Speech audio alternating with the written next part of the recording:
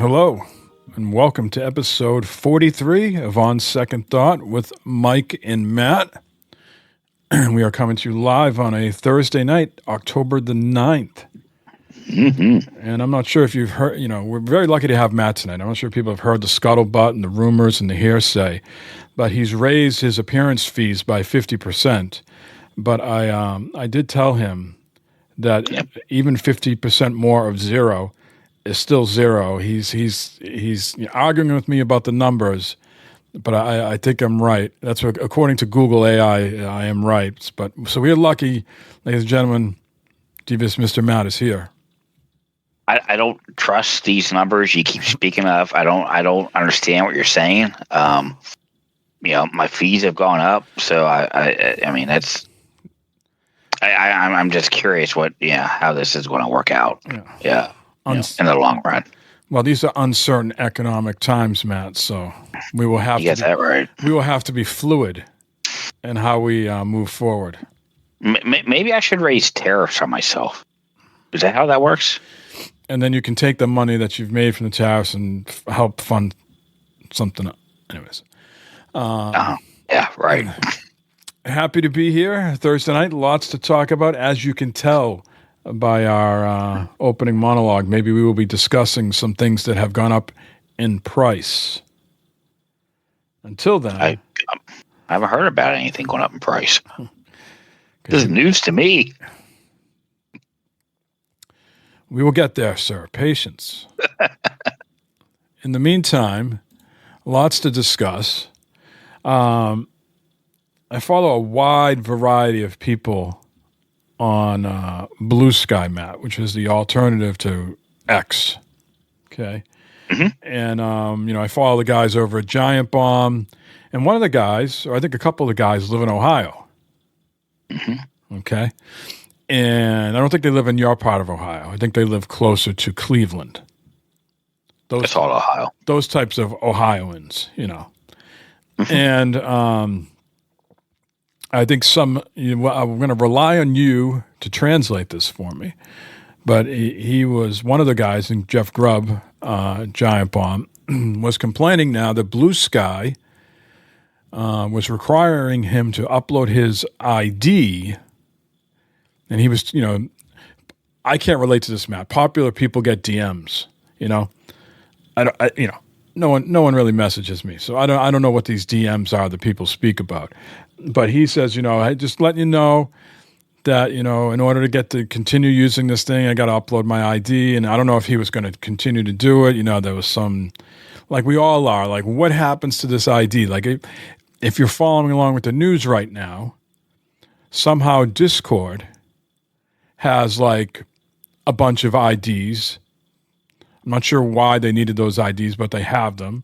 And they've been hacked, and some firm who's hacked them says they have 70,000 IDs, and they are holding them, ransom. They want money for this. So I imagine a lot of people are hesitant to upload their ID, myself included.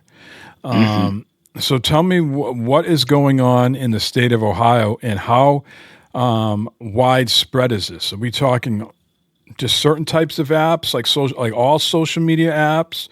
What's the scuttlebutt? It's a little fuzzy. It's not just Ohio. Ohio is the latest state to require this. It's mainly for porn sites. Okay, there's a lot of various places across the United States now where to access a pure porn site, like your X Hamsters, your Red Tubes, or whatever, all that shit, where you need to provide either ID or a credit card to access these sites now to prove that you're an adult. And somehow it's to protect the people. Okay. With everything going on in the world, this is what our elected politicians are worried about. Now, let's pause there for 1 second. You can't get around this using incognito. The only way to get around it is to have a VPN that doesn't spit an IP address that you're in Ohio. Correct. Because now that you're talking to me, the wheels of memory are spinning. And I think what Mr. Grubb said in the thing, hold on a second, I got to reboot the VPN. Yeah. So, right. So you got a VPN to go to a lot of these places, prove, spoof that you're not in Ohio. But the problem is like you just, what you brought up is some of these places, like BlueSky, right? I logged into BlueSky the other day, and it's telling me, oh, hey, you're in Ohio, you need to upload your ID. And it's like, and that really? And we know the reason why that is. I guess because a lot of people have left X to go to BlueSky. Maybe a lot of people who lean a certain way, and so probably bust your balls coming and going. So here's the thing. So that came up, a couple times, but I haven't seen it since on BlueSky. So I can still go to BlueSky. I can still look at stuff. I can still do stuff. I haven't tried the DM thing to see if something would be blocked or not. Discord, I've heard people having issues with Discord in Ohio. I have not yet. So where do you stand with all this? I mean, this puts sort of puts the podcast in jeopardy. If all of a sudden, you have to invest in a VPN to continue doing the show because, let's pull the curtain back here a little bit. We are recording the show via Discord, in OBS. So all of a sudden, if, Discord says you got to, they're busting Discord's balls over this because I think they got, they feel there's some, groups that doesn't go along with their agenda are, conspiring in Discord communities, and I bet you that goes both ways, right? Yeah. So yeah, I mean, and there's nothing. And this was a law that people voted on, or this is a law that got passed without the voters. No, this was not voted on. This did not go in front of the voters. This was something that was just passed by lawmakers, to just interfere with people's lives, and just like, a couple of years ago, we voted for marijuana, and hemp and all that here in Ohio. Cannabis. Yes, sir. The Mary Jane, the marijuana, the devil's leaf. And it was voted for. It passed hugely, as Dear Leader would say. Bigly. It passed. Bigly. And so now the Republicans are coming back and they want to change it. Well, this isn't really what the people voted for. It's like, fuck you. This is what we voted for. And they're trying to lessen the amounts, change the laws and stuff like that. And it's like, no, this is what we voted in. By a vast majority, this got voted in. And so this other thing just kind of came out with one of the bills. The bill comes up and they pack all this shit into it, and this got into it, and it got passed. And so what are the people upset about this, or are you hearing in your local communities people talking about it? Yeah, but I mean, let's be honest. Who's going to go out and say, "God damn it, you"? I went to block on my porn. I went to Pornhub. I was really in the mood last night. I went to Pornhub, and all of a sudden, no, that's not going to happen, right? I mean, you might have a few people, but the majority of people are not going to go out and say, "You're blocking my porn. I can't jerk off tonight. What's going on?" Now, in the past, a site like Pornhub has stopped doing business in those states and saying, write your local congressman, this is what's going on, and now we choose not to operate in your state because we don't feel that you need to upload an ID to us. And they don't want to be the ones to manage that and be on the hook for paying for a service that's going to upload the IDs, or then the risks that come along with it. So they're just kind of wiping their hands with it and going, no, you talk to your local people to change the laws. Right as it stands right now, we're not going to operate in your state. It's funny you mentioned Pornhub in particular, because Pornhub has actually come out and said the law does not apply to us. I guess they've read into it.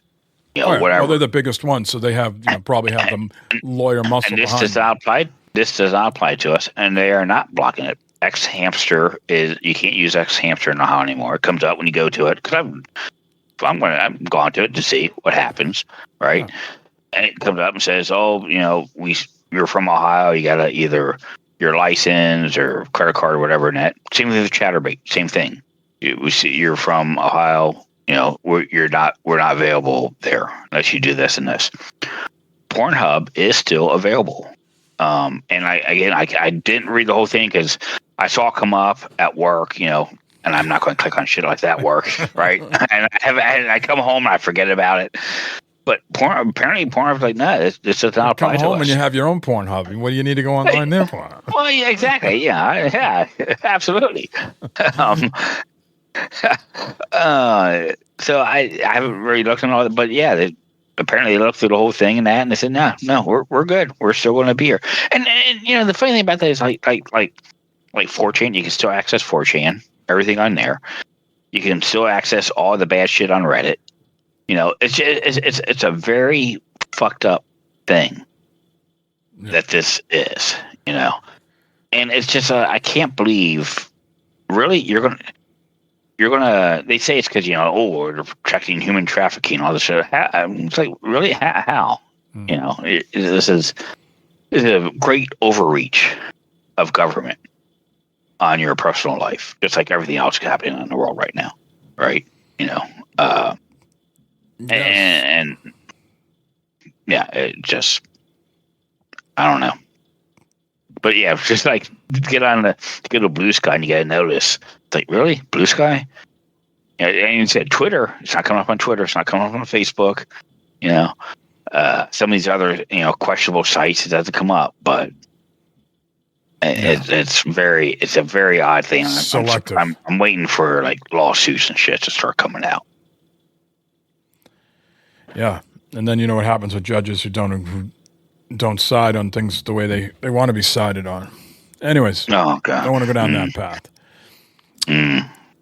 So you'll have to keep us updated on the situation. We don't want to lose you on Discord and BlueSky. I mean, BlueSky, is one thing, but all of a sudden you're off Discord because of this. I mean, imagine at this point you either got to be looking into VPN software or just saying, "Fuck it, I had a good run. I'm 52 years old. I'm just going offline. I'm just gonna live at the farm where you shared those beautiful photos a little while ago on Discord. I'm just gonna go. I had a good run online. I'm not uploading my ID, and that's gonna be the end of it. Well, the thing that scares me, is like, okay, it's like March when GTA 6 comes out. Oh, you got Ohio IP address. You can't play this game. It's like, oh. That shit's going to hit the fan here, This is really fucking stupid. Yeah. And, it's very odd. Yeah, if anyone can hook me up with like a fake ID, to start uploading some shit. Yeah, McLovin? McLovin. Matthew McLovin. That'd be awesome. That is something. Well, I did. I did a lot of driving today, man. We were talking before the show. I'm in the process of maybe acquiring another dog, and I was back where my peeps originated today in the North Shore, kid, and I was thinking of you because I passed every single like roast beef shop in the world: Landon C roast beef, Riley's roast beef, Kelly's roast beef. You didn't stop at any of them? No, I am. It's come almost 2 months now. No meat. Almost 2 months. That's some great restraint, man. I would have had it. I would have. You would have been. You would have been the type of guy that's vegetarian at home, but on the road, no one can see me scarfing down fucking roast. Yeah. Fucking yeah. I used to work with this guy. He said his wife worked at the farm stand or some sort of farm co-op, and always vegetarian this, no meat, blah blah blah. And at work, when we would go out on lunches, he'd always be getting the chicken palm this, steak bomb that. He's like, I got to get it now because I can't eat it at home. Yep. Yeah. I made sure to stay clear of him the rest of the day, though, because if you don't regularly eat that stuff, and all of a sudden, you oh man, yeah, don't want to be near that. We caught down. Yeah, there's some. Yeah, if you ain't had meat in a while, all of a sudden you had meat. Clear you right out. Oh yeah. Well, right now, Matt, it's one of the great times to be a sports fan. We have the The hockey season just started last night. Mm-hmm. NBA preseason is going on right now. They're going to open up real games later in the month. We have NFL week 6 coming up. Where is time going? It's already week 6. Unbelievable. Last episode, we talked about Joey B being down for the Bengals, and they made a move this week to get Joe Flacco. I don't know, 41-year-old guy. I mean, he's a bit of he's not mobile, Matt, but we shall see what happens. And then we also have the MLB playoffs going on, which I have been watching because I have YouTube TV. I love the can watch all the games, at least have 2 of them on the multi-view. That's been really fun. And Fox does a great job with the broadcast as far as offering you 4K. Baseball in 4K is great. So having a lot of fun with that. And the other day, yesterday I think it was, I was watching the Mariners and Detroit Tigers game. Okay? And AJ Przinsky was one of the color commentators. And he was saying he's never seen this before in baseball. I don't think I've seen it either. The guy on second base, one of those Cleveland Guardian guys that got traded to the Seattle Mariners, Josh Naylor. He's on second base as the runner. So their team is up hitting. And he's literally making signs to the hitter because he can see what the catcher is calling and whether he's telling the hitter, before they would do like maybe something like, rub their hat, they would have some sort of signal, right? No, he was not hiding this whatsoever. He was like waving his hands like down low and he was doing like this if it was going to be a curveball.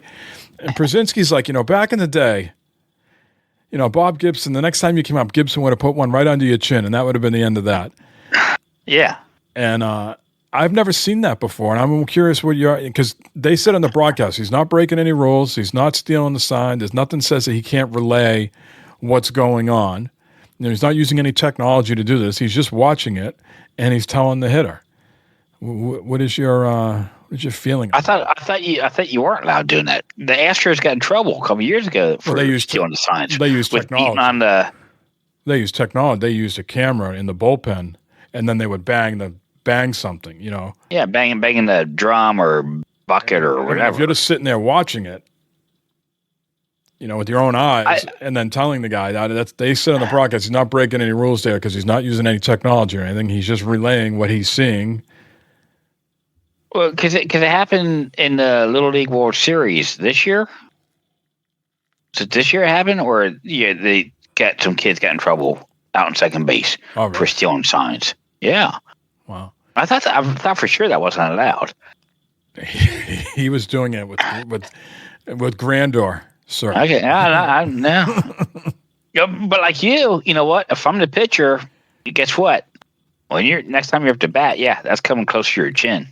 Well, the problem is it's not regular season, so it's added pressure to the pitcher right now because he's like, shit. The guy behind me is telling the hitter where what I'm trying to say is the pitcher is not so concerned about justice because he has to be fine with his pitches because all of a sudden he's plunking guys, he's putting guys on base, and in the moment when it's happening, he can't let the guy behind him relaying the signs fluster him because he has to make sure he's trying to deliver the pitch that he wants to deliver. Well, how they still? Because I thought the whole thing in the headset now in your hat and the thing on the pitcher's knee was supposed to stop all of that. I thought that was how you relate to the pitcher. He was telling the hitter where the catcher was lining up. So the catcher sits there behind home plate, and in the very last second, he might move or something. He was giving all sorts of stuff, and he was doing stuff like this. Maybe he could hear him. I don't no idea, but he was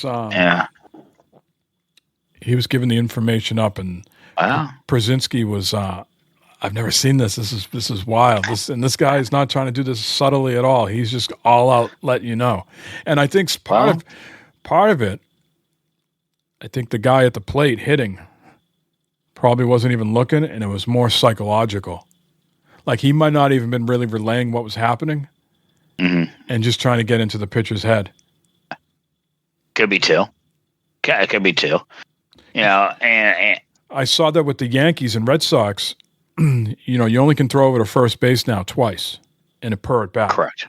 And so the guy over at first base, the runner for the Yankees, he was looked like he was having some sort of seizure over there. He's running off, back and forth, putting his arms up because he knew the guy couldn't. He knew the guy couldn't throw over there anymore. And right. You saw that Chapman lost count how many times he threw over and caused a balk. Yeah. Yeah. Well, there's reports coming out that the Dodgers game, that the Reds were tipping their pitches. And that's how the Dodgers just totally creamed us.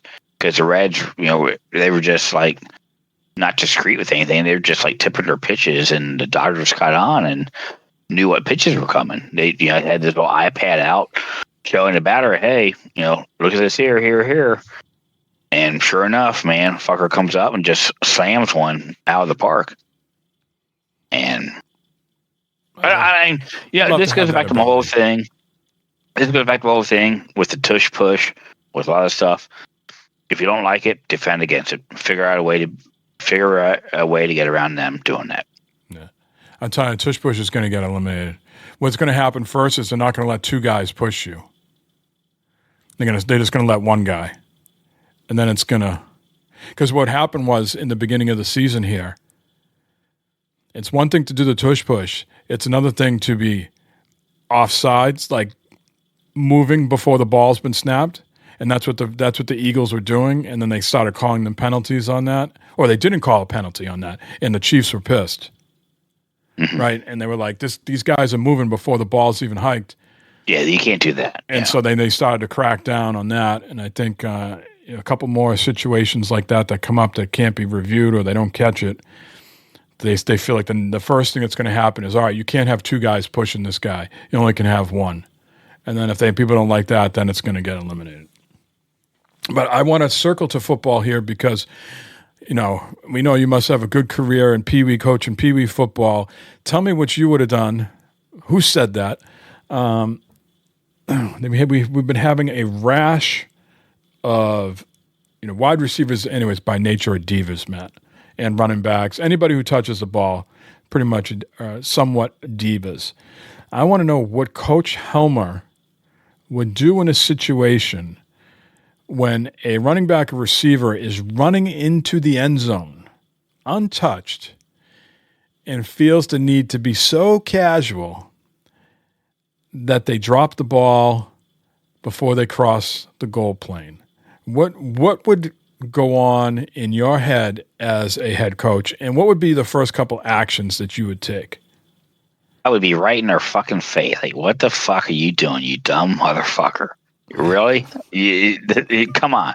This is fucking basic football, mechanics, right? No. Cross the goal line with the ball, in control of the ball, And then I was probably fucking benched some bitch. This is where you're going to be the rest of the game. This is not all about you. This is the whole fucking team. You just fucked up. Cost us points. Oh, it cost the Cardinals. Cost the Cardinals the game. Because they would have been up by 28 points or something like that, and they did end up losing that game by just a few points.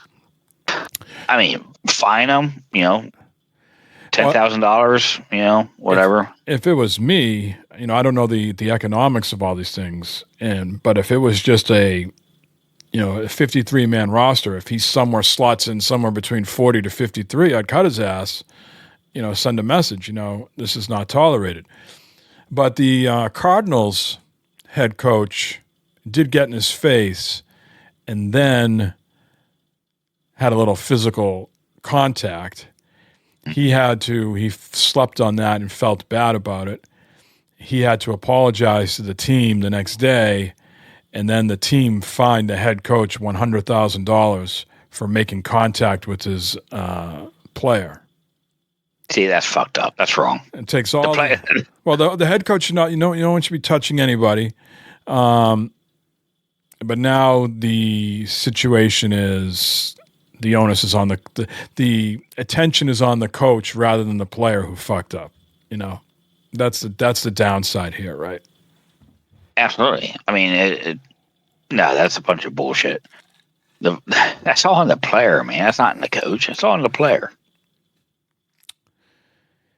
You think cooler heads would have prevailed? The guy would have just fucking crossed the plane with the ball, and then we wouldn't even be talking about this. Exactly. Head coach getting paid a lot of money.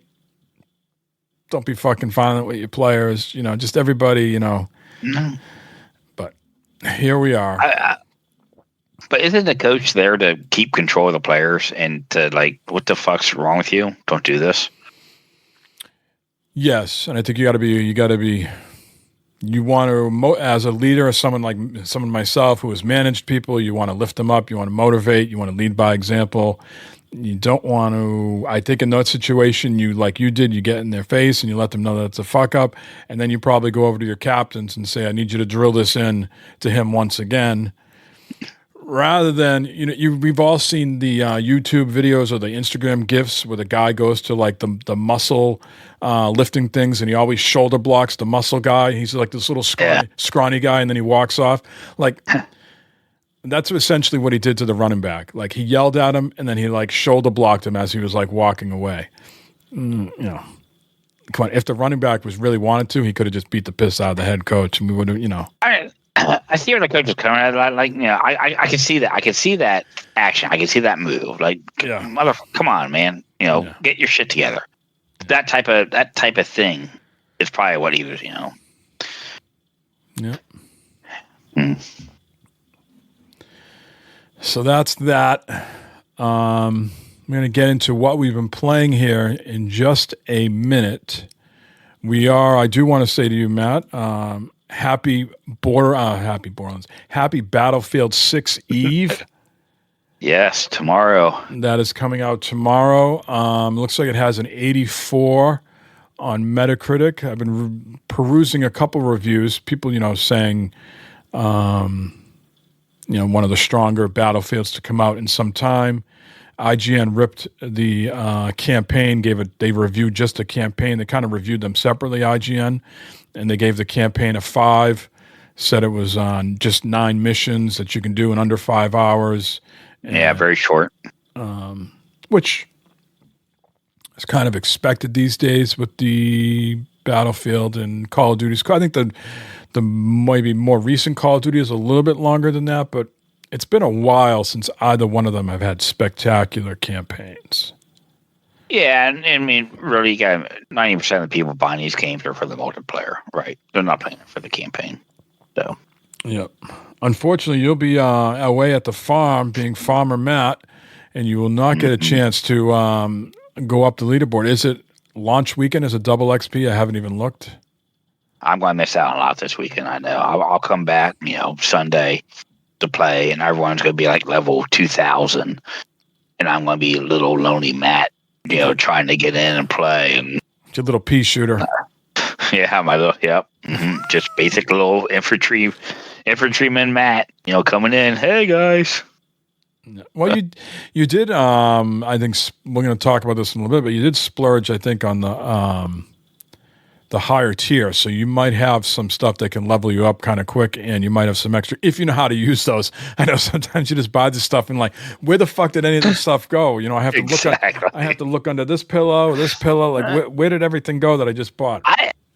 I just thought I bought the regular fucking version, man. I thought it was like, no, you bought. They're looking at you. We're going to have this conversation in just a few minutes, but they're looking at Matt and they're seeing a whale. They don't see you with the beard, rugged, this rugged engineer. They just see you as a whale.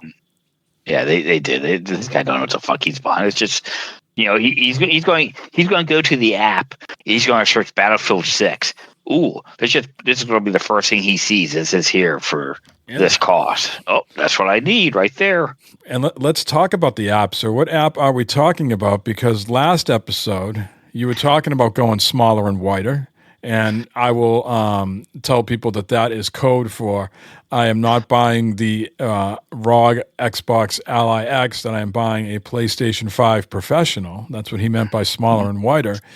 And so you have now acquired the Professional. and you quickly went to the PlayStation app, and you bought Ghost of Yotei, and you bought Battlefield 6. Neither one of them have you played yet. Well, one of them's not out, so we can't put that on you. But the other one, you haven't even played on the professional yet. You've just sort of set it up and ready to go, but then duty called this weekend that you can't hit the ground running. It's set up. I spent some time going through and setting up my PlayStation account again, everything like that, logging in, making sure everything was square there. How to rustle it away from a former. Anyways, so I got it. Yeah, it's all. I don't know. I bet you I had the thing on for maybe a half hour. I've probably messed with this thing, and I haven't turned it on since. So I've purchased these 2 games. Supposedly Ghost of Yotei is supposed to have downloaded itself. I haven't even turned on to see if it's there. The Battlefield 6 day 1 patch just dropped. So if you have that installed, if you have automatic installs updates enabled, it will do it for you, because you only have 2 games on there. And we're going to be talking about subscriptions. You got the just the basic PlayStation Plus subscription, but you should call to your attention that Alan Wake 2 is now part of that. So make sure those games went live on Tuesday, so make sure you add those to your library accordingly. Yep, absolutely. I'm ready to go. I'm ready to play on it. Looking forward to playing Ghost of Yotei. Battlefield 6. I don't know, just one of them things. It seemed like the prices, the time was right, price was right. Everything's going up in price, especially on the Xbox side of things. And I thought, well, you know what? I want to talk about price real quick. I am not going to say that I am an economist, nor am I following all these tariffs, but someone that I trust on BlueSky, who knows about this stuff, says that the media is not talking about this, but there is a 40% tariff on game consoles going into effect next month, which would be November, unless a trade agreement China has no incentive to sign happens, or 2, the Supreme Court actually upholds a lower court ruling for once. I'm not hearing anybody else talking about this, but then not a lot of people talk about these things ahead of time. They talk about them once they actually happen, and then it's like the sky is falling. So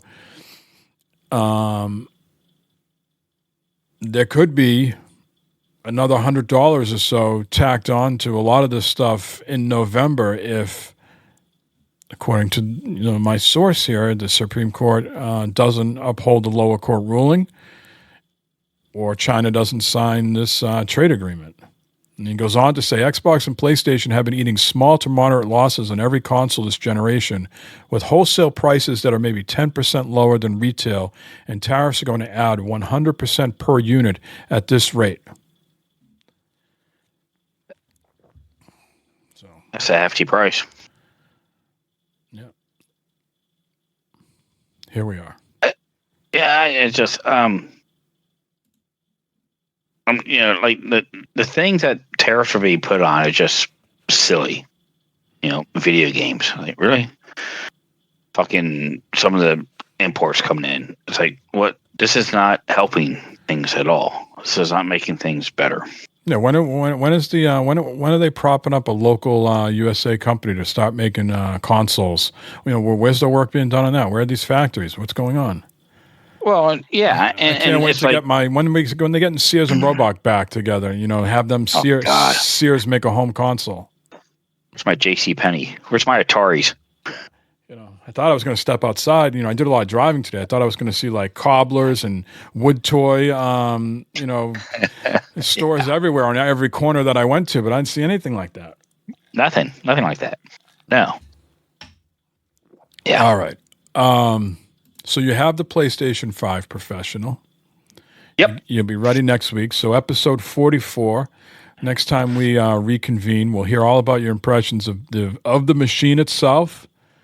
Yep. We specifically want to hear about what you feel about the DualSense with the machine. I can tell you, a Ghost of Yote, it feels great. Yep. I'm looking forward to that.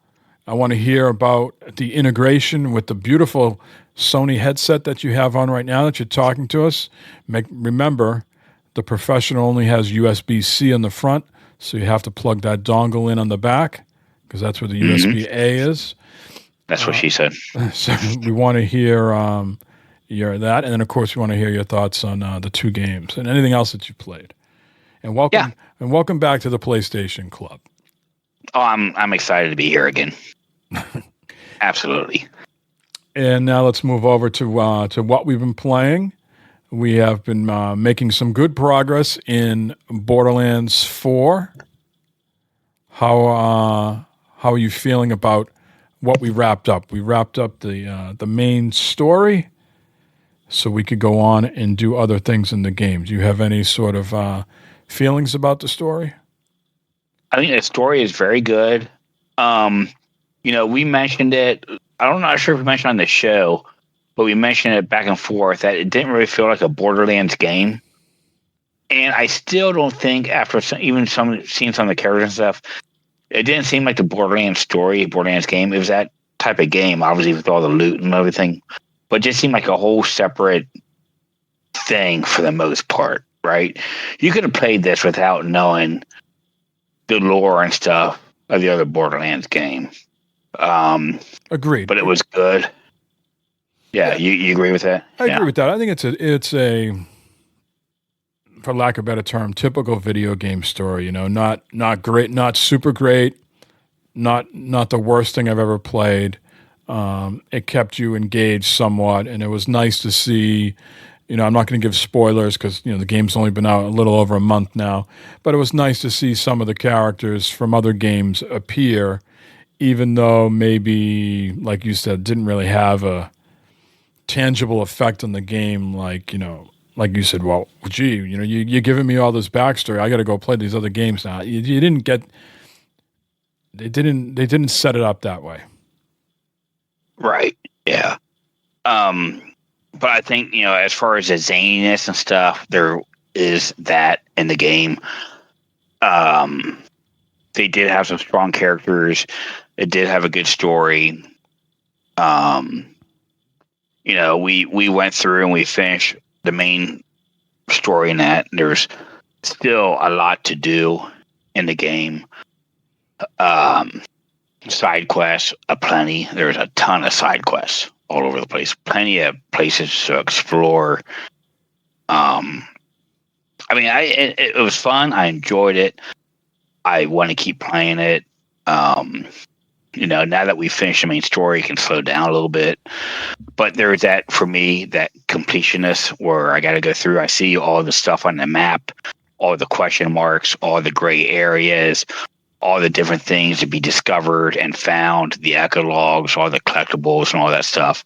So there was definitely that to go through and do. I'm not sure I'm ready to go through and start a different character, a different class right away. I would rather spend my time finishing up everything with this game, doing stuff, upping the Ultimate Vault Hunter mode, doing that, which, from what we talked about last night, seems to be a pain in the ass. If it, yes, to have to go through. They have. Go ahead. Yeah, you can explain it better than me. They have these things, weekly wild card missions, and so last week, just yesterday, it reset itself. I think within a few hours ago, maybe this morning. But you get these weekly wildcard missions, and I'm not 100% sure, like, each time you do one, then it gives you the option to up the Vault Hunter mode. But let's put it this way. I was level 50. I had to do the wildcard mission to unlock Ultimate Vault Hunter Mode 1.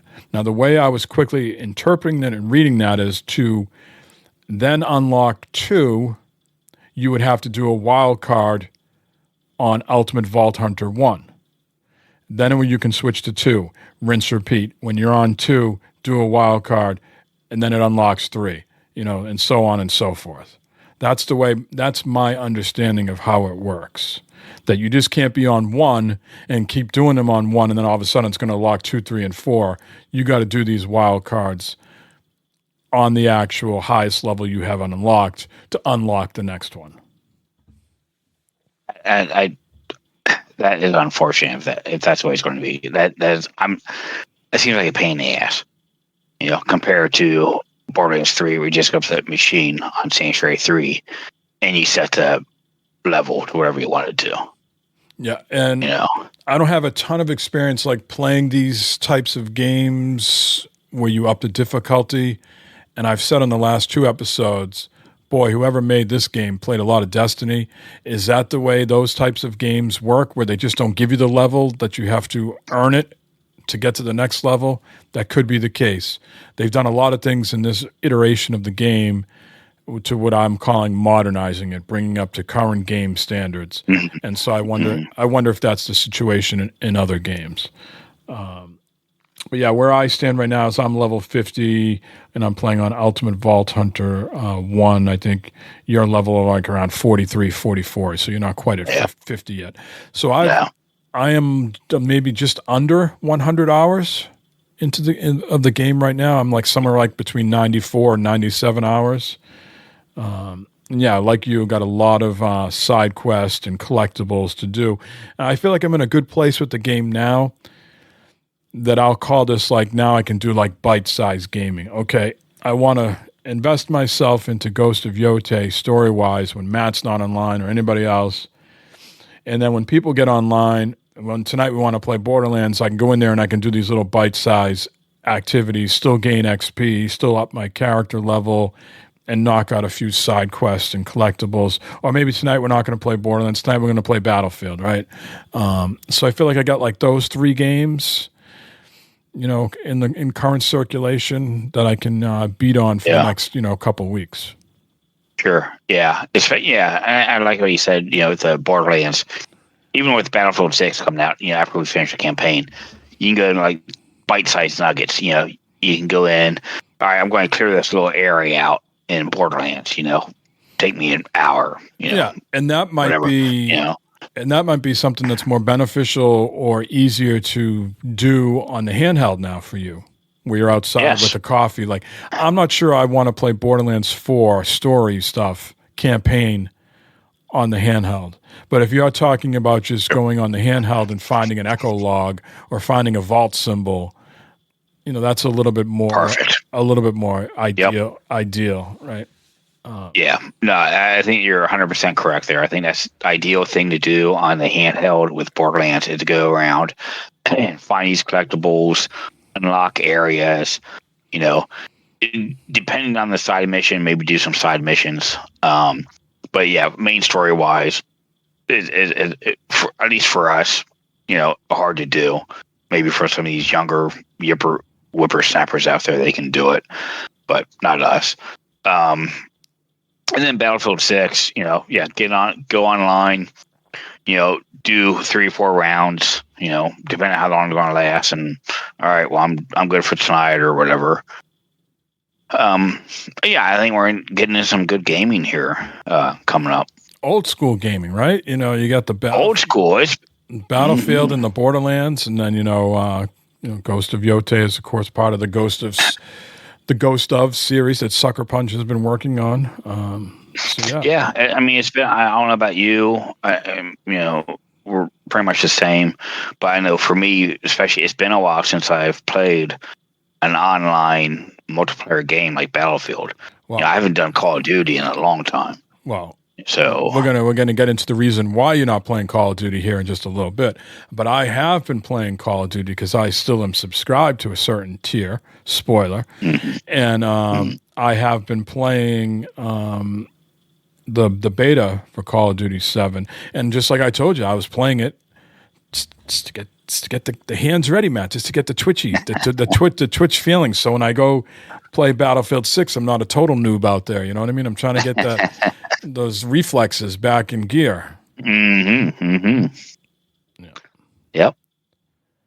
So yeah, I have been playing Call of Duty on a little bit on PC and a little bit on console. I think the beta ended today, so I'm probably not playing that again until middle of November. It was more Call of Duty. I can't say it was, the best thing or the worst thing I ever played. It was, like a cup of coffee from McDonald's. It was just consistent, Call of Duty. There was like maybe 3 or 4 maps that you could play, and the usual domination, hardpoint, team deathmatch. They had something else too, which was like, I don't know, maybe a spin-off of some sort of Halo match mode where there's like a for lack of a better term, I'm going to call it a ball drops in the middle, and you have to like get it and then bring it back to their base, right? And then you got to protect yours, type of thing. And those sort of like circles, I'm calling them bases, but they were just illuminated circles, kept on moving throughout the map, so you didn't know where they always were. I think they were calling that Overlord or Overthrow or something like that. Yeah, there was like three or four maps. I think one of my issues with Call of Duty, and I could be wrong, and because I haven't played it in a long time, but it's getting cartoony with the multiplayer. Well, you didn't see that you didn't see that in the beta because there was no skins or anything like that. So everybody was just playing the default characters that the game was giving you. Yes, but to your point, like the new season of Battle of Black Ops 6 is starting today or tomorrow, and like the Predator is back in it, and you could be like, I think for a while there you could have been like Cardi B, and I saw like Beavis and Butthead. Yeah, it's like, okay, what happened to our beloved game, Mike, back in the day? Man, was just regular Modern Warfare 2, where it was a cool war game to play. Well, Battlefield's been taking it to them via commercials and ads. They're trying to say, hey, we're the game for Matt Homer. You want to just come play some just straight up Green Army men.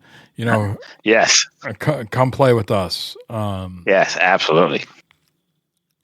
Yeah. I thought the game looked better on the console than I did on my PC. I didn't tweak any PC settings. I just, like you, just sort of played it and let it do it. But I thought there was a lot of anti-aliasing, some jaggies here and there. And I said to you, I go, I wonder if I install this on the console, if it will look the same. Maybe they didn't put an emphasis on visual during the beta, and it was just more about the gameplay. But when I played on the console, it looked beautiful. So I'm not sure what all that's about. Maybe it's just my PC can't handle it. I don't know, but I'm still running a 4070, Super. I think it should be able to do it. You should. Absolutely, you should. Yeah. Mm-hmm. It was playing it at 4K. I'd be curious if I bumped it down to 1440 like Borderlands, if it would have looked better. But the default setting said it was running it at the 4K setting, native resolution, as the kids would say. Yeah. Yep.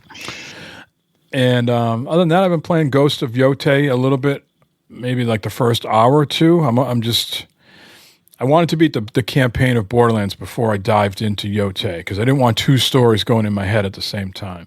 And so it looks, like I told you offline, if you go into the ray tracing setting under visuals, it looks phenomenal on the PS5 Professional. And it's not a game where you have to know the previous one, but certainly the combat feels, similar, but probably a little bit improved. It's interesting game, whoever came up with skill trees, this, that, and the other thing. There's various places, shrines that you can go out in the world, and when you find a shrine, it gives you like a skill point. And, part of me is saying, do I really need a skill point to do a double, like a roll? Like double tap on the O? Like that's not available to you in the beginning of the game. Like you can press that and you kind of like dash to the side or to the left, but you don't do a barrel roll. That feels a little bit, I don't know, cheeky there. I don't know. It feels a little Like, come on, we're really considering that a skill point. That should just be like a basic like fighting interaction at this point. But here we are. There's a lot of trees that you can go down, movement, survival, etc. that you can unlock. And that I was like, where is the? I'm like doing these like boss. There's a boss fight pretty early in the game. And I was like, where the hell is this friggin' barrel roll? Why can't I do my double roll? I'm looking at. I go to the screen and it's telling me this is how you do it. Fucking pressing the button and it's not doing it. And then I finally was like, it's because I got this locked. You got to earn that skill. That's my only complaint of the game so far. Otherwise, visually stunning, a lot of interesting techniques.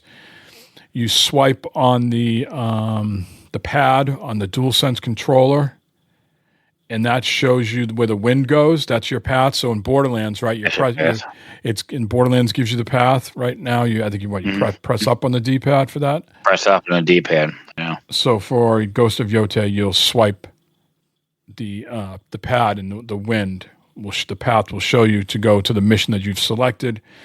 Now, when you're in these open fields, some are tall grass, but in the middle of the grass there'll be like white flowers. If you get yourself in the path of those white flowers, your horse will go faster. Oh. And you're just pressing down on the R3 button to make your horse go faster. But then once you lock into that path, you will actually go faster as well. I thought that was nice. Insider tip. There's some, backstory stuff early on in the game, and you can go back in time. And some of those things, I'm not sure who you had a great line last night in playing Borderlands. Like who asked for this? I forget what it was, but I'm pretty sure no one asked for this. In the Ghost of Yotei thing, in the backstory, like your dad was a blacksmith, right? Mm-hmm. Mm-hmm.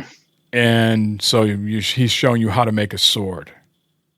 And so you have to take your DualSense and do it like a hammer. And I'm hoping that is just in the game as a thing to show a technical showcase of the controller and flush out the story a little bit. I am hoping later on when I have to go and level up my sword that I'm not doing these motion controls for this type of stuff. I can't confirm one way or the other. There's something similar in goddamn, what's that Kingdom Come Deliverance? Kingdom Deliverance, yeah.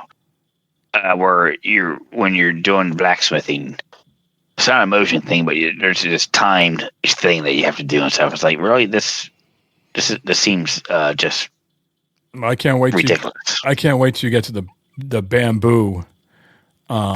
So in Ghost of Tsushima, to become a better swordsman, you would find these bamboo spheres, and they would all sort of go down in descending order or go up depending on how you look at it. And you'd have to do 5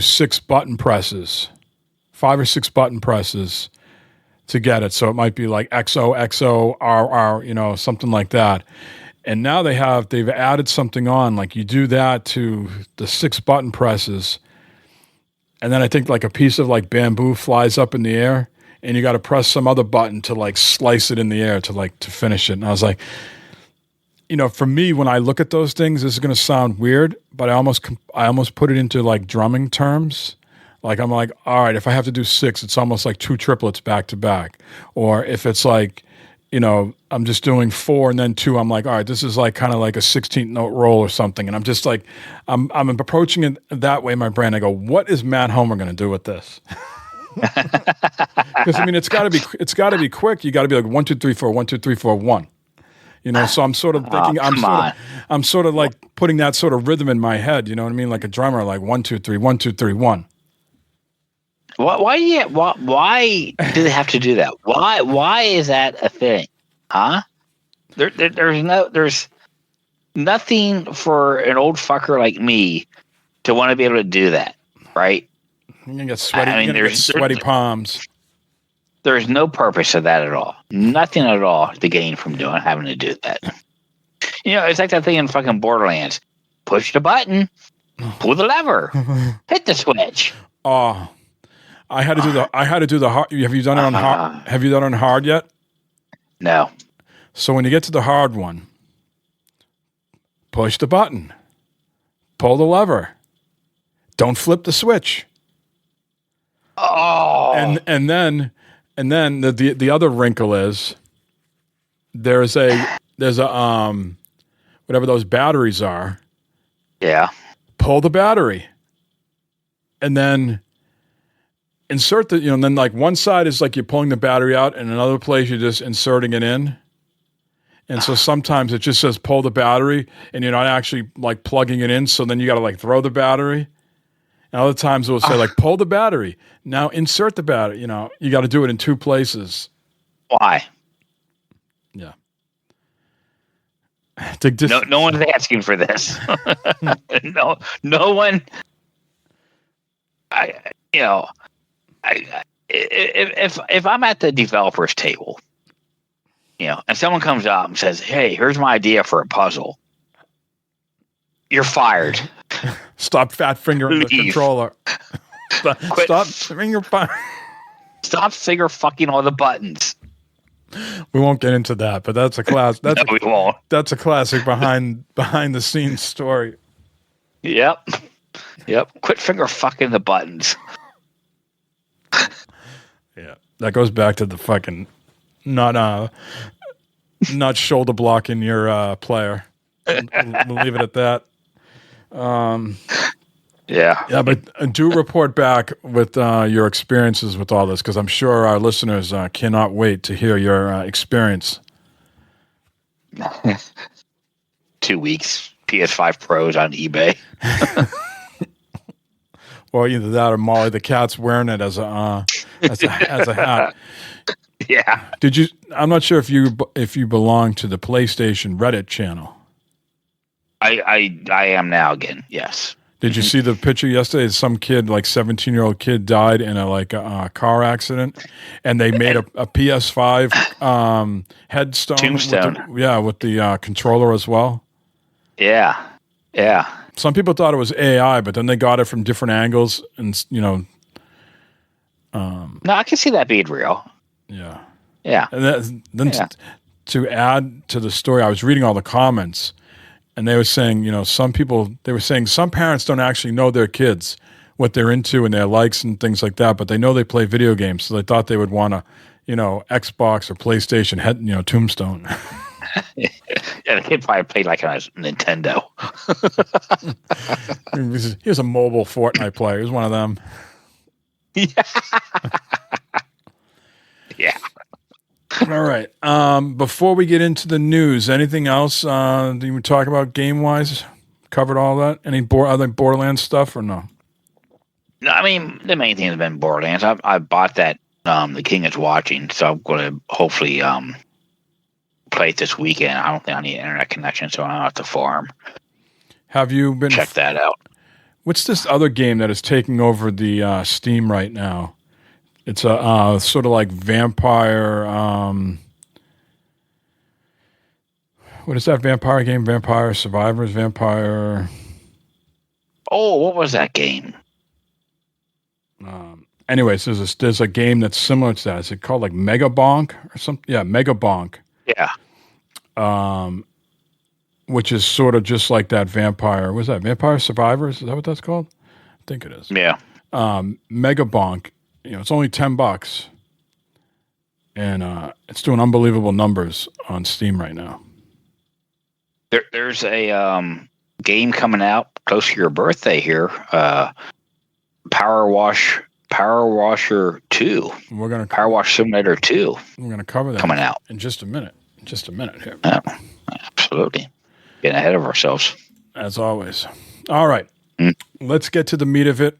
I think it was maybe about almost 10 days ago. So shortly after we did our last episode on the 1st of October, Xbox announced that they are raising the price of Game Pass Ultimate. And for those keeping score at home, in a 2-year span, Game Pass Ultimate has gone from $15.99 to now $29.99. So in the course of 2 years, they've doubled. They've gone up in price. They doubled their price. And I was listening to Digital Foundry, and one of the guys there was saying, there's a graph out there that shows whatever the premium for Netflix is, whatever their top tier is. And it's got a gradual curve up that they've just incrementally over time have increased the price. But for Game Pass, it was kind of, the price was kind of consistent for a while, and then they shot way up. So way up. Again, over the 2-year span, they have gone up to $29.99. But this jump here, the most recent, was a 50%, $19.99 a month to $29.99 a month. They have some new tiers, Essential, Premium, and Ultimate. Those Essential and Premium, those prices for those haven't gone up, but what's available in those tiers is now less than what was offered before. If you want to play day one games, you have to get the Ultimate, which will give you 75 plus day one games a year, including all Xbox published games. You also get Ubisoft Classics and EA Play. Fortnite Crew is included in that. That starts in November. Call of Duty is only available. The new Call of Duty game, Black Ops 7, is only available in the Ultimate tier. It is not available in Essential or Premium. They are no longer giving you discounts on DLC or COD points. That has been removed. Instead, you'll be able to earn up to $100 a year in store with rewards. And of course, what comes with all of these tiers is the online console multiplayer, and now as well as PC. So that's something that's different. You can now use Essential, Premium, or Ultimate on PC, where before you had to either have Ultimate or PC Game Pass. Many are speculating that PC Game Pass is going to fade away here at some point. That went up by 40%. If you think about it, when Xbox releases their next console, and then they have the Xbox ROG Ally coming out here in just about a week, they're going to be heavy on PC. So why do they just want to have their own PC tier? Everything will be PC, but just different levels of games that are available to you. All that aside, you can go read plenty of other places what's available. I still think there's a lot of good value there for $30 a month. If you think about it, I just did the math quickly. I spent $260 in the last week and a half or a month on Borderlands, Battlefield 6, and Ghost of Yotei. Okay? Yes.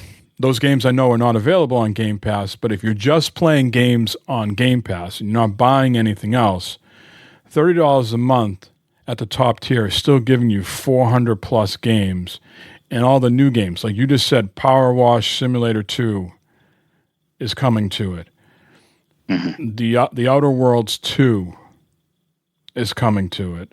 There's a wide variety of games that we'll go over here in just a bit. The problem I have, I think, is just the principle of it, that it just keeps increasing, and this time it's 50%, which seems like not gradual, and it coupled with the fact that they've raised their prices on their consoles now twice. They got an exorbitant amount for the Ally X, that it really feels like they are taking it to the Uber Xbox fan, player, community member, however you want to call it, that's been with them since day one, that there's no regard for loyalty. It's just keep going back to the well over and over and over again and seeing how much money they can pry out of these people.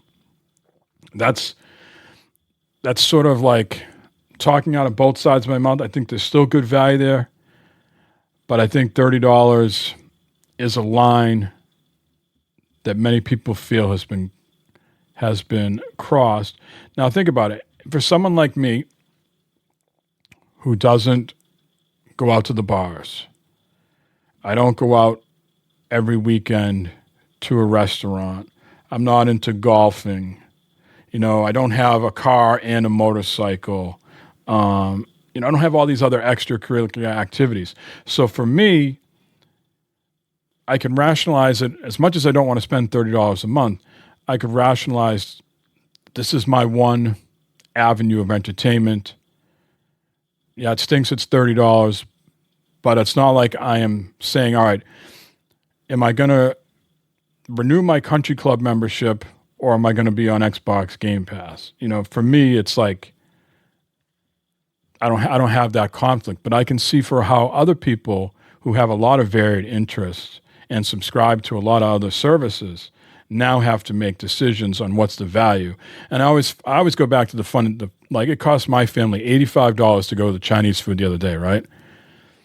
To feed 4 of us, and that's $85 is gone in 15 minutes, and you're probably shitting it out 5 hours later or next morning, right? And no one blinks an eye at that.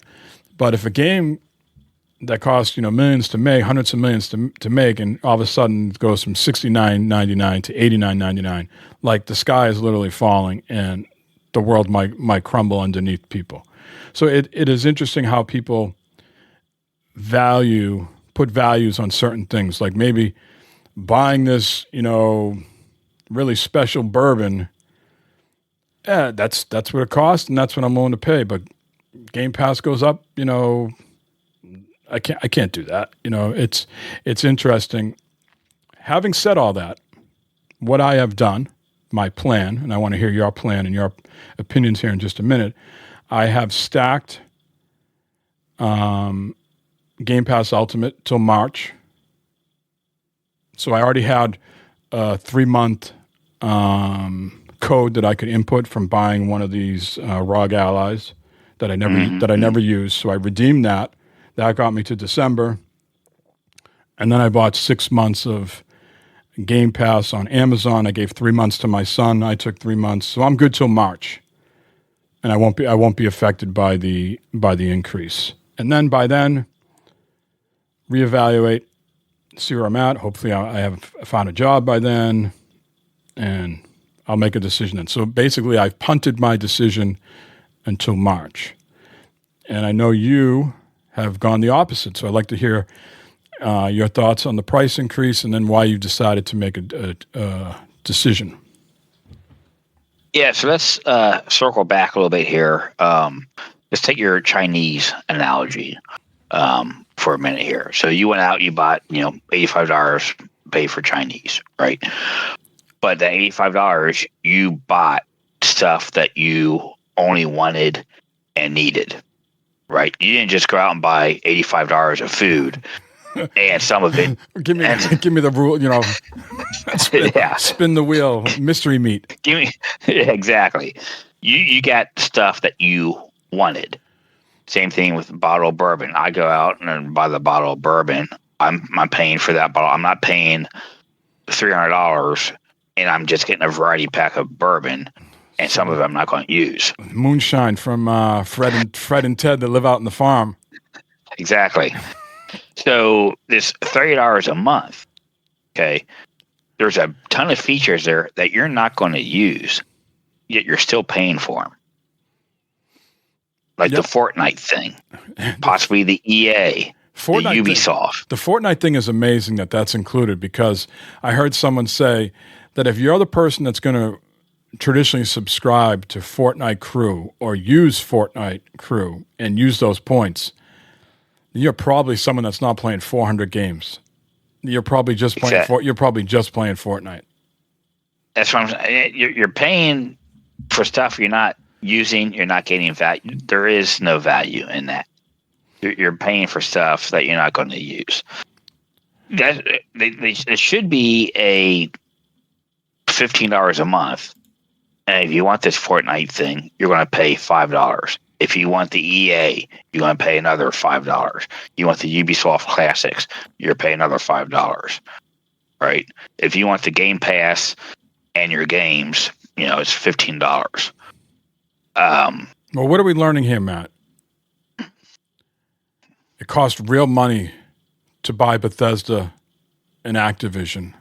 And they have realized that giving people games for free in quotes here, giving people Call of Duty and these other things for free doesn't balance the ledger. Maybe Game Pass is profitable when they just look at it under one microscope, but when they just try to balance the whole books, they're like, we're paying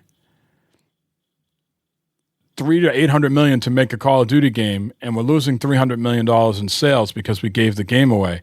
Guess what? We're no longer giving that away. That's going to come with a cost, and that cost is you're going to have to buy it in Ultimate, and anybody else won't. It's this, yes, the same. It's the same as everywhere else, right? The consumers are getting screwed. I didn't tell Microsoft to go out and buy all these game companies. Right. You didn't go tell Microsoft to buy all this shit, right? They went out and did this on their own.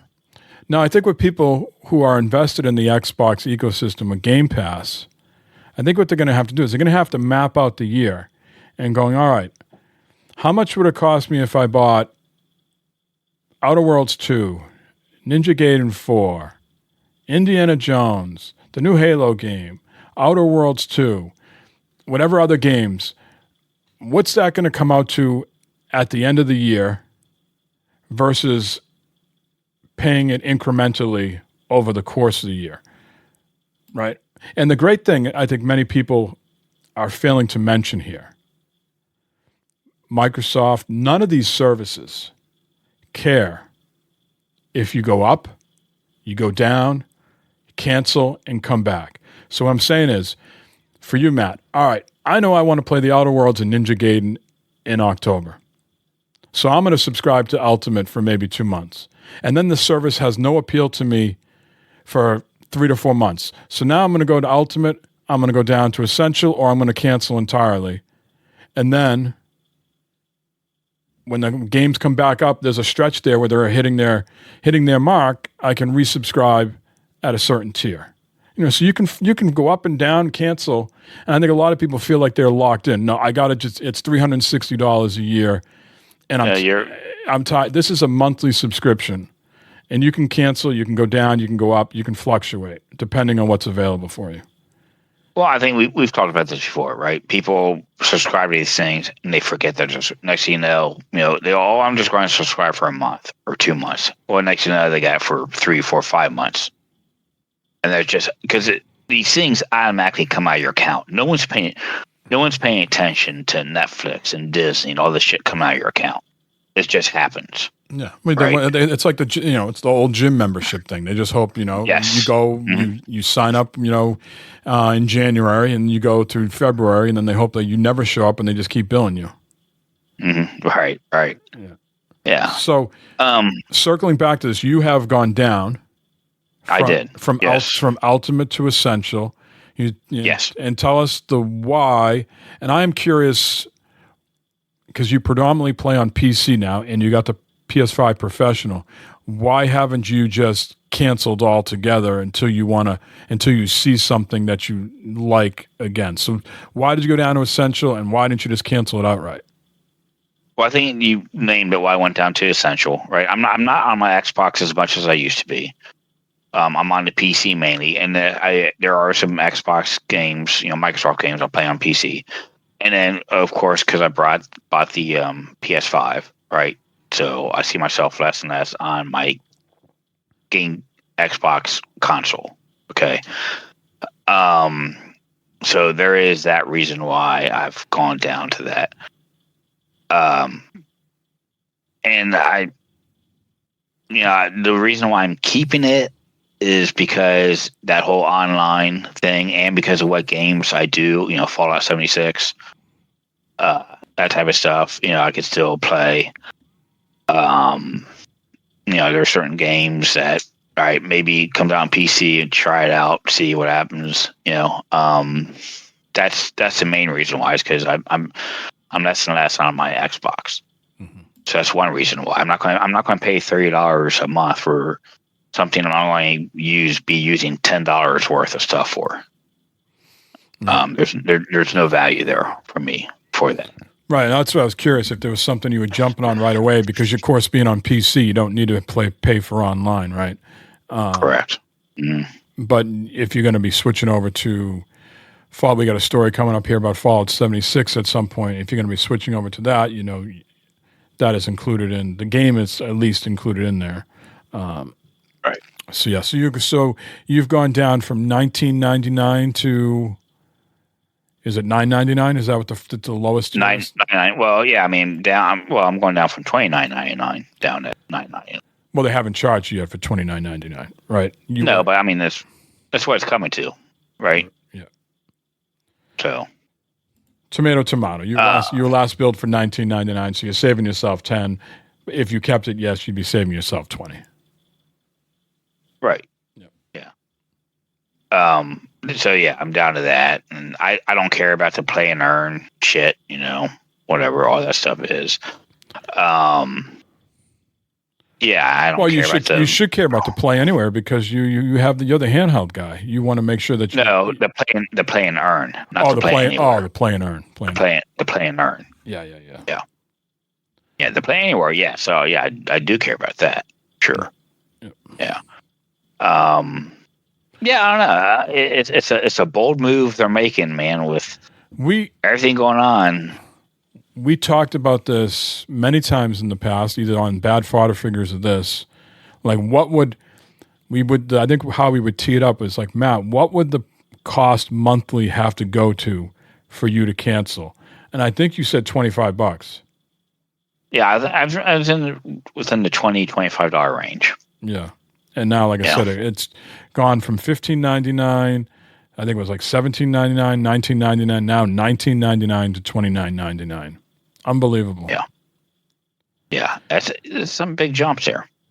And I thought it was shady the way they sent the emails out first. The first couple of days, like, what's new coming to Game Pass? And then it was like a day or two later, oh, by the way, this costs,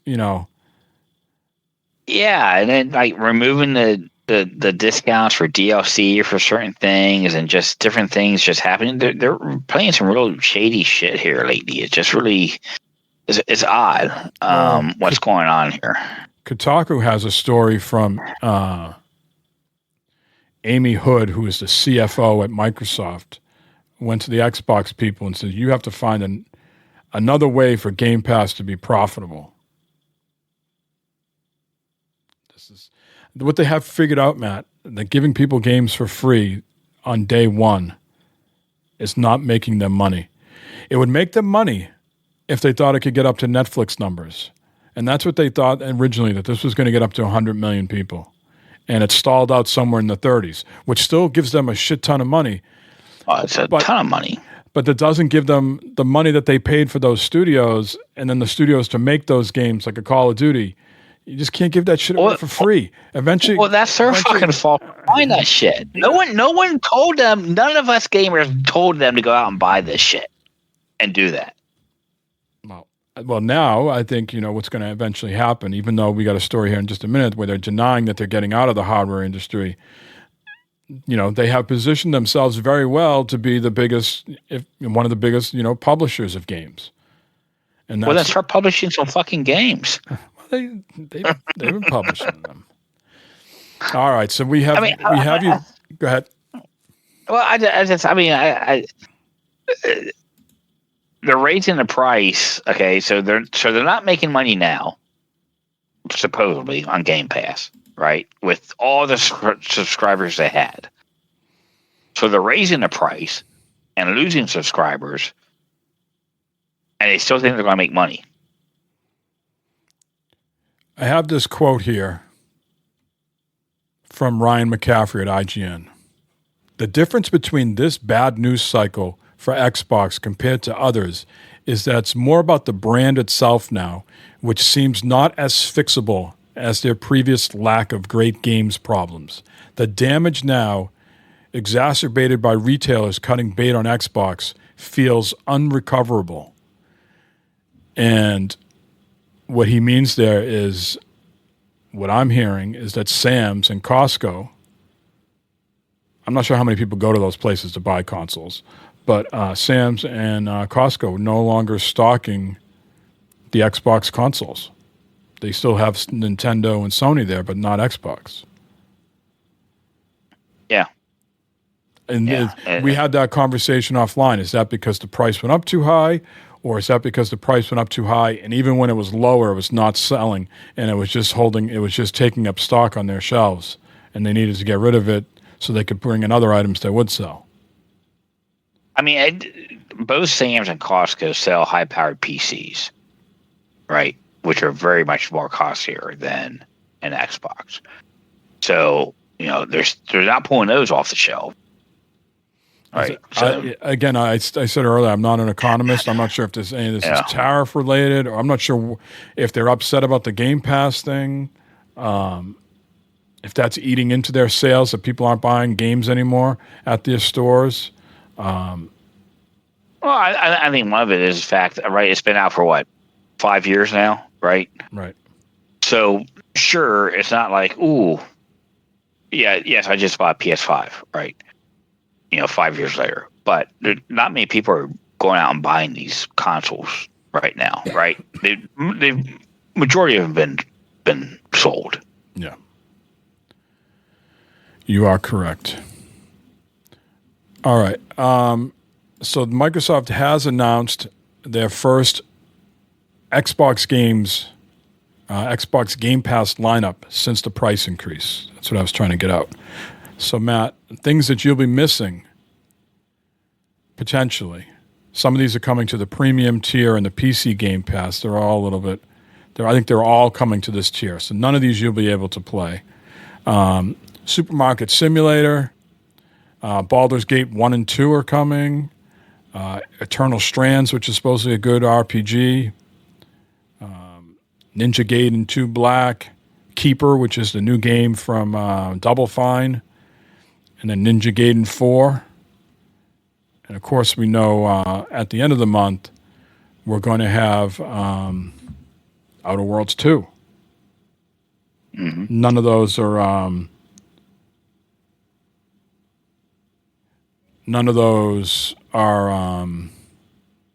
earth-shattering to you. You're feeling like, wow, I'm missing out. I think... I mean, Supermarket Simulator... I mean, I don't know, man. I'm You don't know how you're going to sleep tonight? Is that what you're telling me? Yes, I don't know. I'm going to sleep tonight without seeing, playing that. The Power Wash Simulator 2 is coming as well. Yes, and I will spend the $20 that will cost me to have that on Steam. I will buy that. I get hours and hours of fun out of Power Wash 1. I will buy 2 and get my money's worth out of that for sure. Okay.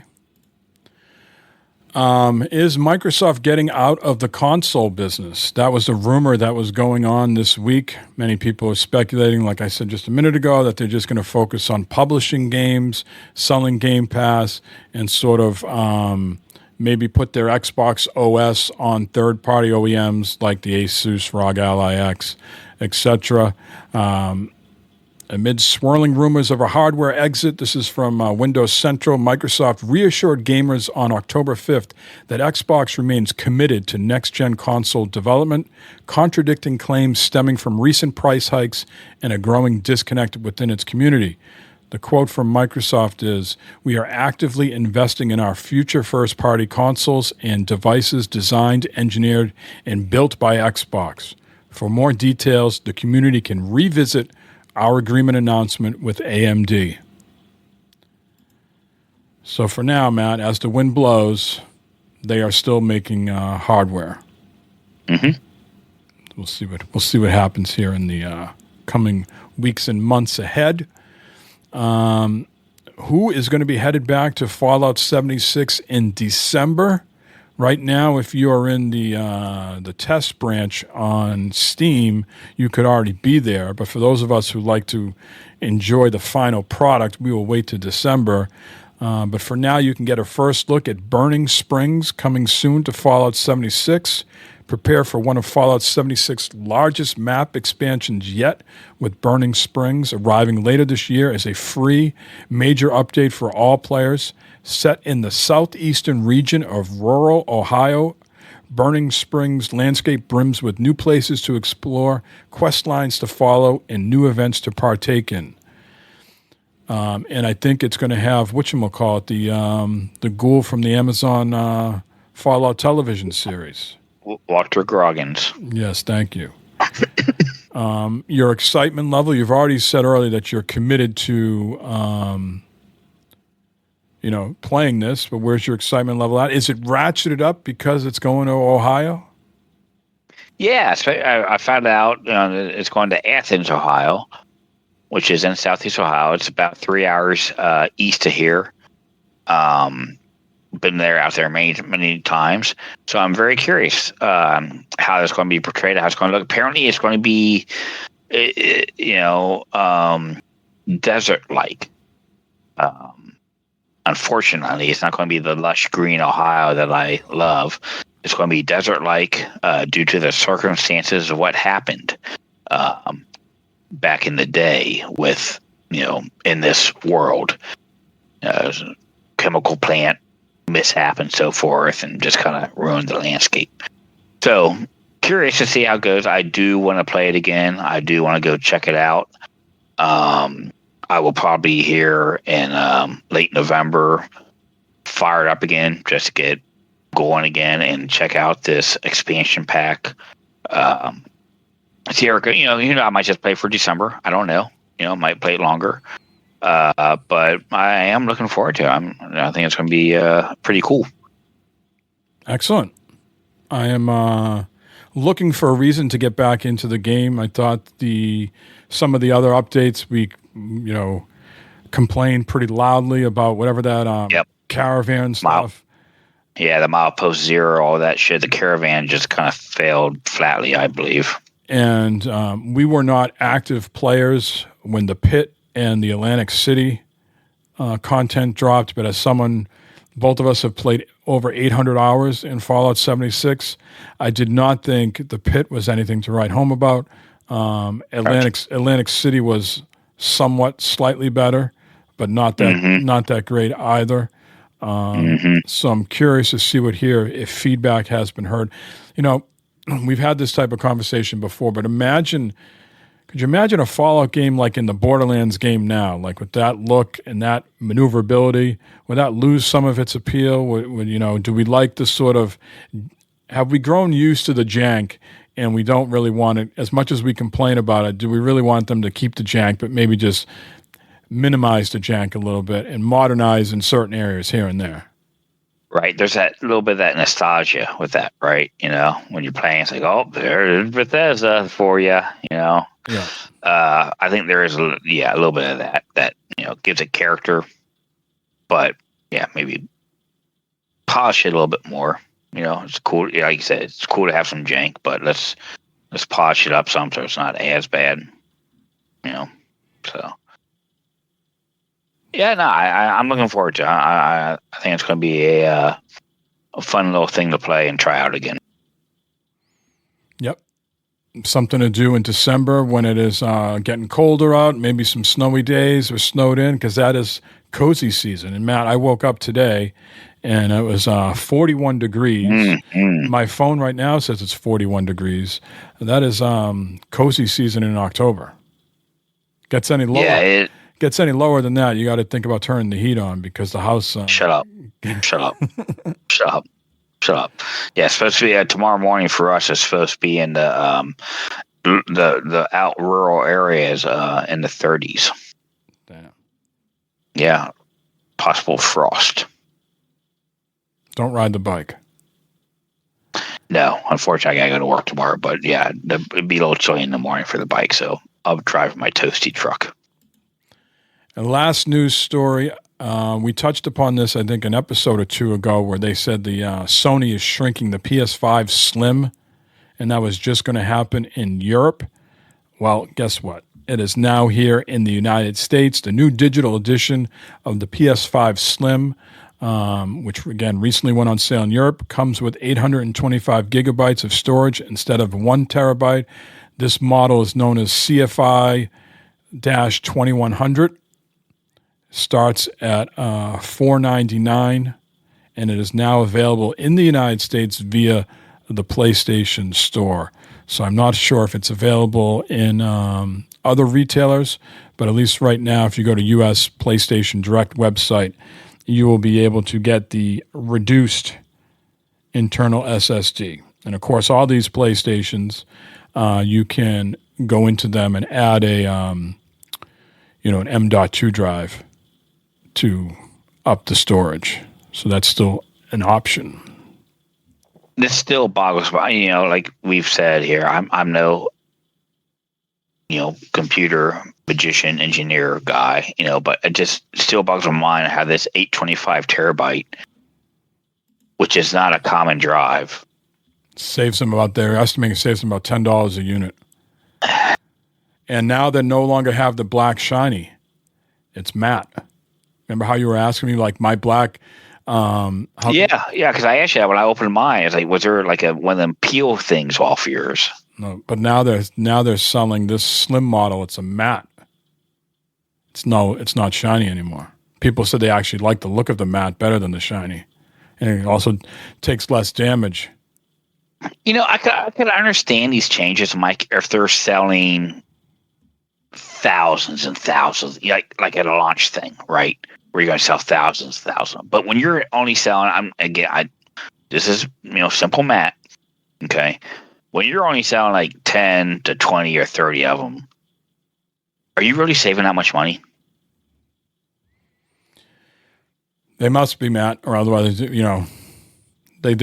I'm not familiar with this guy, but this article that I'm reading on The Verge, there's a YouTuber named Austin Evans, and he tore down the PS5, the new PS5 Slim compared to the other one, and it's different looking inside. They've iterated on it. They've shrunk down the dies and things like that to get it more streamlined and saved them on various nuts and bolts and metal to, Sure. Mm-hmm. And that's usually what has happened in all console cycles. And what has happened along with that, when they have something that they can do better and cheaper, they pass it on to the consumer. But this is the first time with all the bullshit going on in the world that they're not only are they saving money, but now they're raising the prices. Right. And again, that's why it's like, if this is like the launch machine, okay, then I could see it. You're going to save a ton of money, but you're not selling that many consoles like you used to. Well, I think when GTA comes out, which is going to be a cultural phenomenon, and it's only available on Xbox and PlayStation, and states outside of Ohio, they're going to be selling a boatload of these things, right? Possibly, I don't know. Yeah, possibly, but I know many people bought them before the price hike. They just wanted to get in there at a cheaper, save themselves $50, so they're ready for GTA.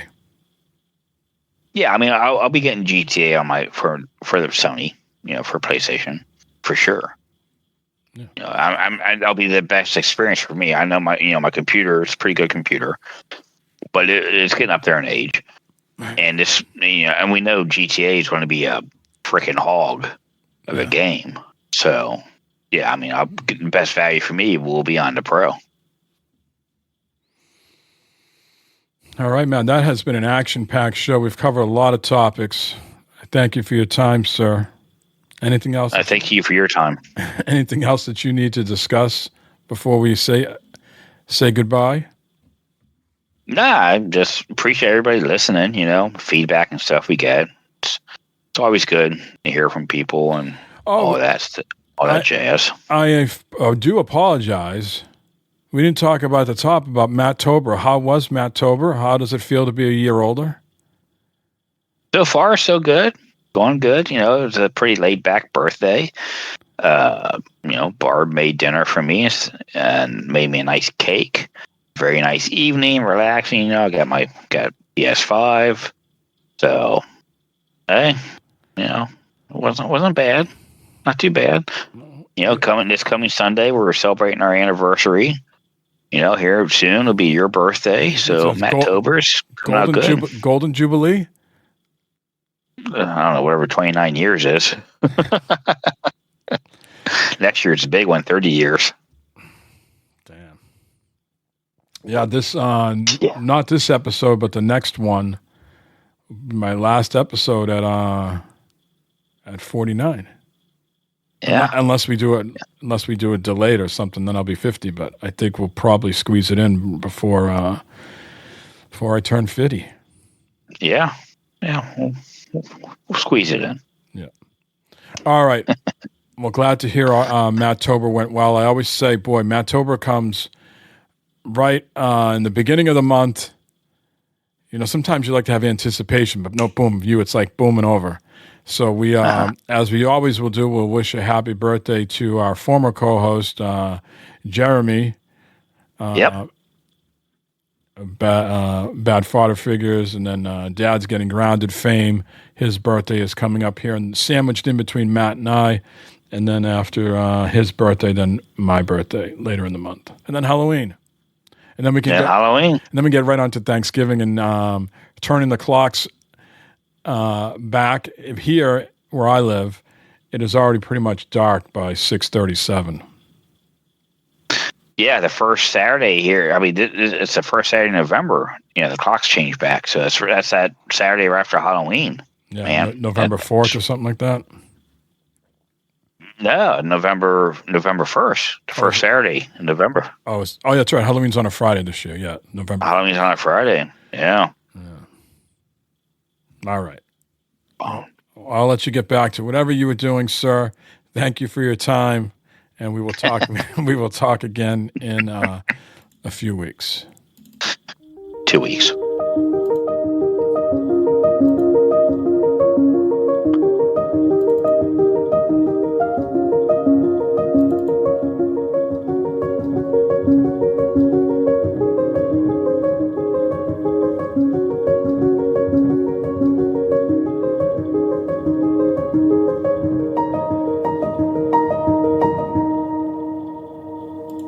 They're trying to stack paper. That sounds real exciting.